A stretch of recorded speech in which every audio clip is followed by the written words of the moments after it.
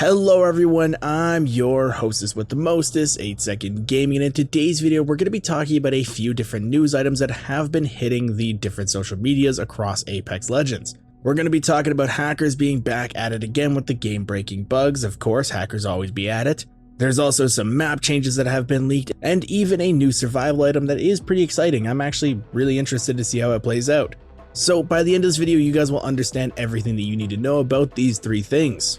But just quickly, if you guys are looking to get better at Apex and really start to dominate every single lobby that you step foot into, then you need to check out the GameLeap website right now. Over there we have guides and courses made by top level Apex players who know what it takes to play at those high ranks. They're sharing all their knowledge with you so that you can become the best Apex player that you can be.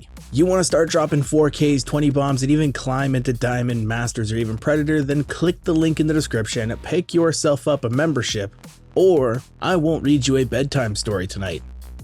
But okay, jumping into the first story here, and let's start off with the hackers, because hackers are always exciting. And this is actually something that's pretty new. We've never actually seen anything like this before in Apex. Hackers can now pull you out of a game and put you into one with them. This is a clip coming from Cam's where she's just chilling in a game in a fight, and then all of a sudden she gets yoinked out of that and then put into the firing range.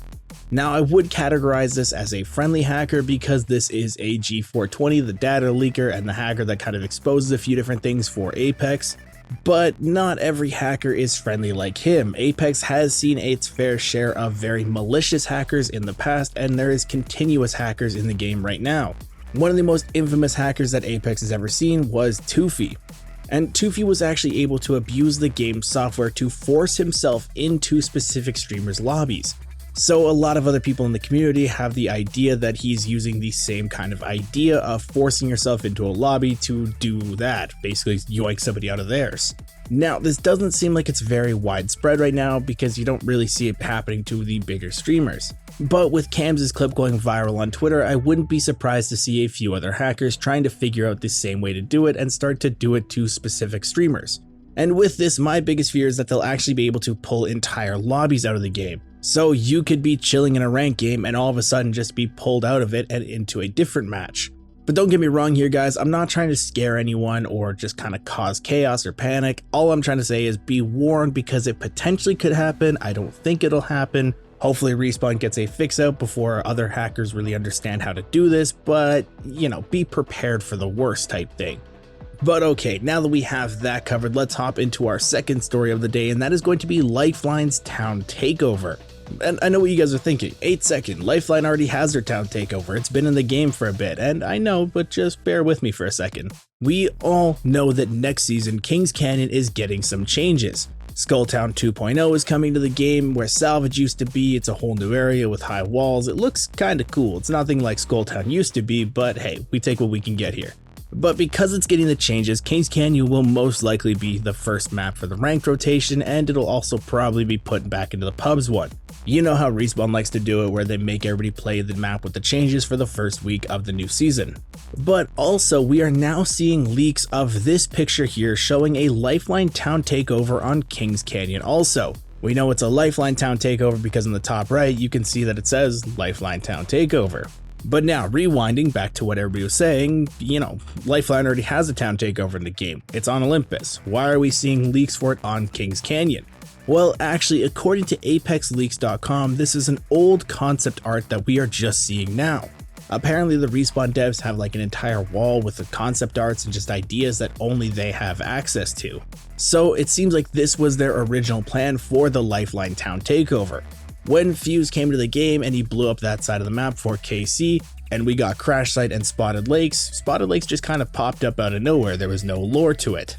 They just kind of threw it into the game and everybody was like, yeah, okay, map changes, sure, why not? But it seems like they actually meant for it to be Lifeline's original town takeover, but they scrapped that idea, turned it into Spotted Lakes, and then moved Lifeline's takeover to Olympus. So if you guys see this image floating around and people are saying that it's a new Lifeline town takeover coming into the game and Lifeline's the first legend with 2 town takeovers, you can correct them and say it's not actually coming in. But okay, now jumping into item number 3 on the docket, let's talk about the new survival item that is coming into the game. This was just announced by iLoot Games, and it is a remote banner recovery item. Now, I'm sure we all understand how annoying grabbing banners can be, especially in some ranked games where, it might have been a third, fourth, or fifth party, and the team is just sitting there going through boxes trying to make sure that they get every single little piece of loot out of them. Or they're those guys and they're banner camping, and they're not going to let you res your teammates. And for the 5 people that play crypto out there, I know that he can get the banners remotely. You don't have to remind us, we all understand that. But because of those annoying situations, people have been asking Respawn for another character to be able to grab banners remotely, and that character being Loba. It kind of makes sense with her black market being able to loot from a distance, where she could throw down her black market, grab her teammates' banners safely, and make it out. But it seems like Respawn wants to level the playing field across all the different characters. And instead of wasting a slot in Loba's ultimate, it seems like they're trying to add in this remote banner recovery system as a survival item. Now, because it's a survival item, it will take a slot like heat shields or a mobile respawn beacon, so you will have to decide what you want to carry. But it does also look like there are 2 of them, sort of like how heat shields have 2, so you'll be able to recover both teammates' banners in specific situations. Now, me personally, I was always against Loba being able to get banners with her black market. I think that there should be some risk involved with getting banners. When Crypto's getting banners remotely, he is completely stationary and he's on his little Game Boy, so if a team walks up on him, he's just a free kill. There's still some risk involved. With Loba throwing her black market down, she's fairly far away and she has the bracelet to help her get even further. But with these, you're trading off a survival item like a heat shield, which are very important in the game if you get caught out in storm and are being gatekept, or a mobile respawn beacon. So if you're using the remote banner recovery, you won't have anywhere to res them and you'll have to go to a spot where there's already a respawn beacon. So there's still some risk involved. And on top of that, we don't actually know the range or the distance that you can recover the banners from. That wasn't specified in the leak. But if I were to give my best guess on the distance, and this is pure speculation, I just want to make that very clear, it would probably be the same rough distance as Loba's black market. That way you're not ridiculously far away and have no risk, but you're also a fair enough distance away that you can make a clean getaway. Now, I am actually pretty excited to see these come into the game. I hope they actually do add them. As with every other leak that Apex have, we don't know if they're actually going to come into the game until they actually do come into the game, until they're in the patch notes. So these could get scrapped, they could get changed, there's a bunch of different stuff that could happen. But this is where I want to turn it over to you guys, the community. Do you think that the remote banner recovery is a good survival item to add into the game? Or would you rather they keep it to just Crypto being able to get banners remotely, or just add it to Loba, or what would you do? Let me know in the comments down below, let's see what the community thinks.